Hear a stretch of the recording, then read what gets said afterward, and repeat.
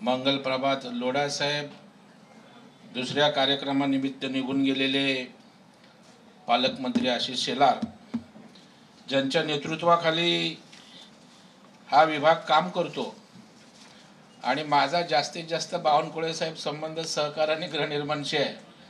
त्यामुळे आमचे मेन मंत्री आमचे पंकज भाऊ भोयर, ज्यांचं या सगळ्या प्रक्रियेत मला मोलाचं सहकार्य असतं.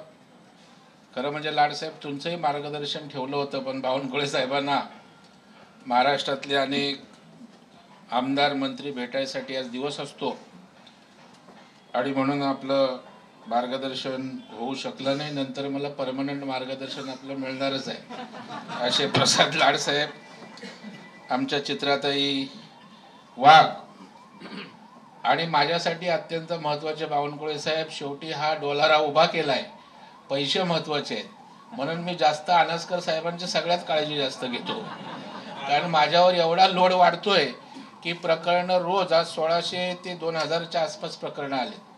त्याच्यामुळे प्रचंड पैसा लागणार आहे. त्याच्यामुळे पैसा देणाऱ्या लोकांना जरा जास्त अनसकर साहेब तुमची मी काळजी घेतो.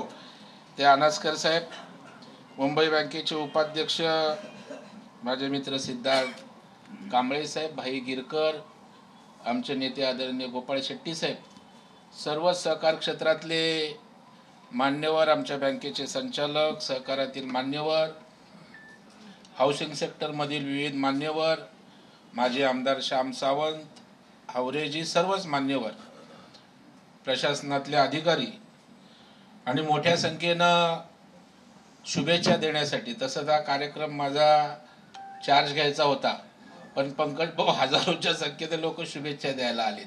हे मुंबईतील रहिवाशांचं प्रेम, नागरिकांचं, हे आपल्या आयुष्यातली त्या ठिकाणी कमाई आहे. लोढासाहेब, आपण म्हणालात ते खरं आहे की सगळ्यात मोठी बँक कुठली आहे तर ती माणुसकीची, माणसांची बँक. आणि म्हणून आज लोकांचा विश्वास आहे आणि म्हणून आज मोठ्या अपेक्षेनं लोक या ठिकाणी आलेली आहेत.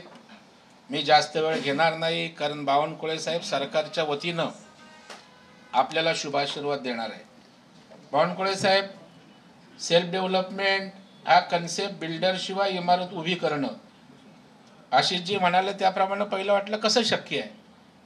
मी बोललो दोनच गोष्टी लागतात ना, बिल्डर पैसे लावतो आणि परवानग्यांच्या ज्या भानगडी असतात, भानगडी म्हणजे आता तुम्हाला कळलं असेल, त्या तो सगळं निस्तरून मान्यता घेतो.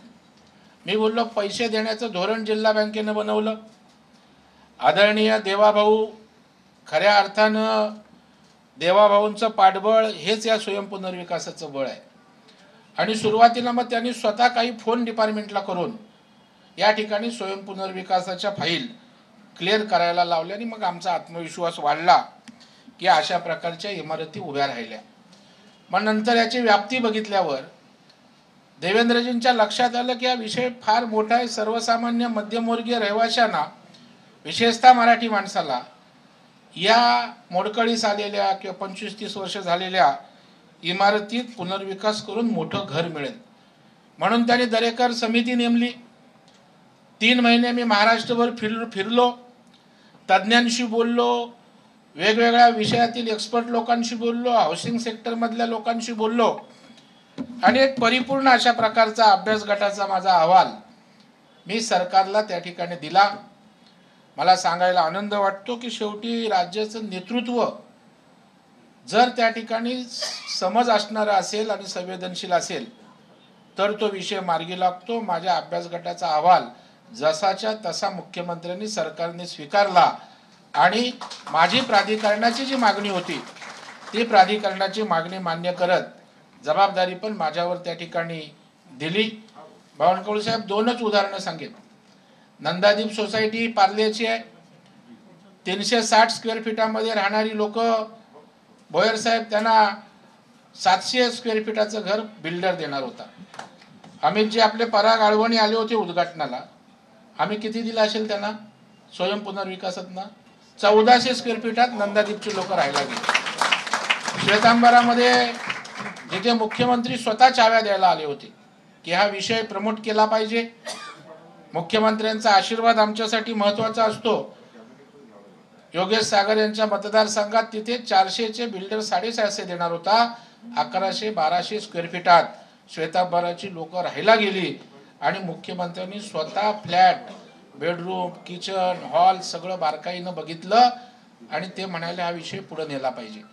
आणि मग जो समूह पुनर्विकास आहे त्या समूह शब्द मुख्यमंत्र्यांनी स्वतः त्या ठिकाणी टाकला.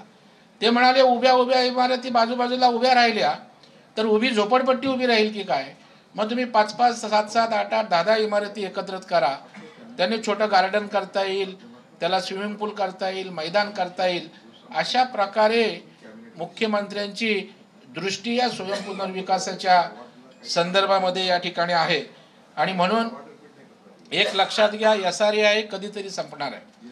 ज्या दिवशी झोपडपट्ट्याच्या सगळ्या इमारतीत बाही जातील त्यावेळी SRA विषय संपेल, परंतु पुनर्विकासाविषयी चंद्रसूर्य आहे तोपर्यंत चालू राहणार आहे. आपलं वय जसं वाढतं तसं इमारतीचं पण वय वाढतं. 25-30 वर्ष झाली की इमारतीला दुरुस्तच करायचं आहे. त्याच्यामुळे हा चिरंतर चालणारा विषय आहे. त्याच्यामुळे या विषयाला बावनकुळे साहेब सरकारने ताकद देण्याची अत्यंत आवश्यकता आहे. माननीय मुख्यमंत्र्यांचा पूर्ण आशीर्वाद, पूर्ण सहकार्य या विषयासाठी आहे. त्यांनी अनेक क्रांतिकारी निर्णय घेतलेत. आज अभ्यास गटाच्या माझ्या शिफारसी आहेत बावनकुळे साहेब, त्या सरकारनं स्वीकारलेल्या आहेत. त्या संदर्भातले GR काढावेत, कारण मुंबईत हा विषय लागू आहे. ठाण्याची लोक बोलतात GR आम्हाला लागू नाही, पुण्याच्या लोकांना GR लागू नाही, नाशिकला लागू नाही. तर मुंबईला जो GR काढलेत जे ते सगळे महाराष्ट्राला लागू करावे आणि DCPR मध्ये त्याचा अंतर्भाव करावा, ही आपल्याकडे मागणी आहे. बावनकुळे साहेब दुसरी मागणी, नियोजन प्राधिकरणचे पूर्ण अधिकार असावे, प्लॅनिंगचे पूर्ण अधिकार असावेत.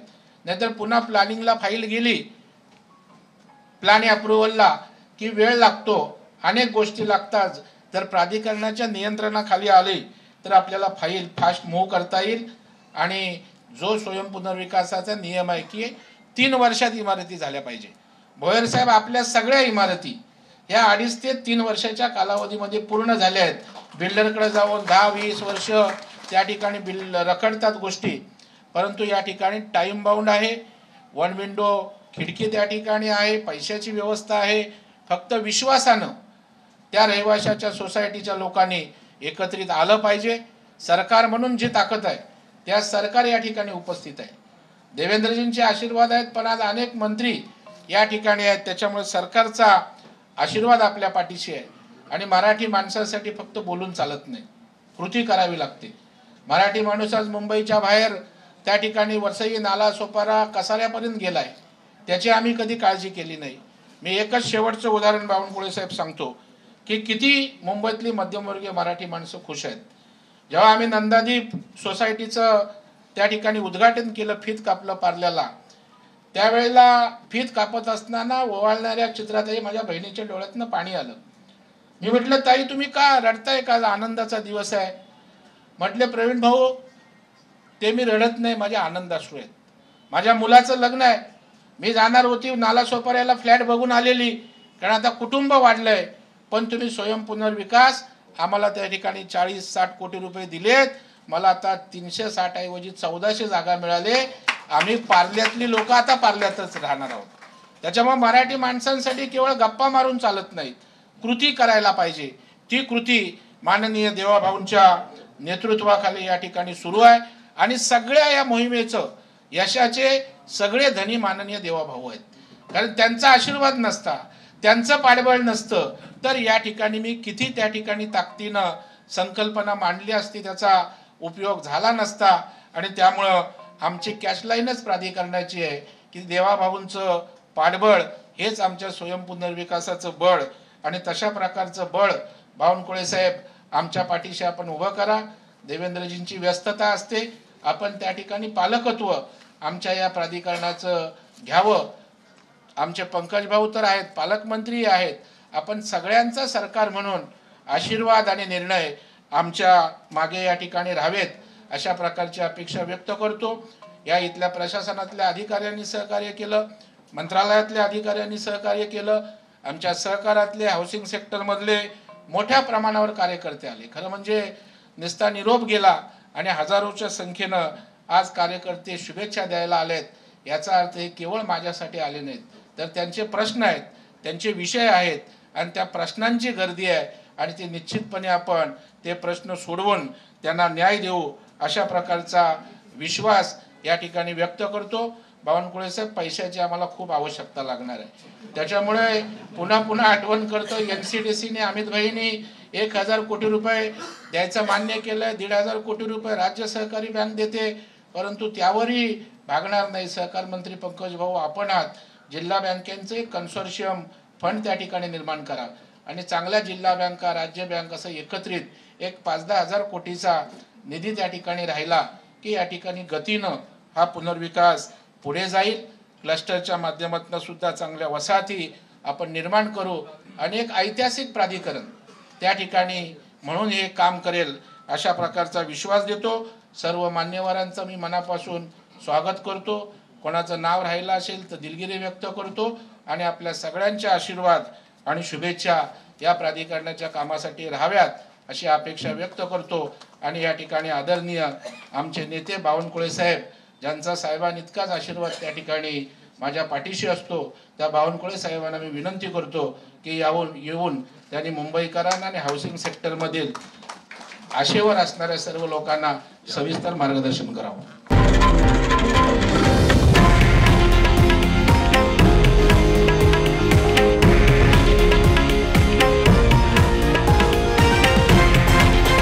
हे आहे देशातील नंबर 1 न्यूज नेटवर्क आणि आपण पाहत आहात TV9 मराठी, एकमेव।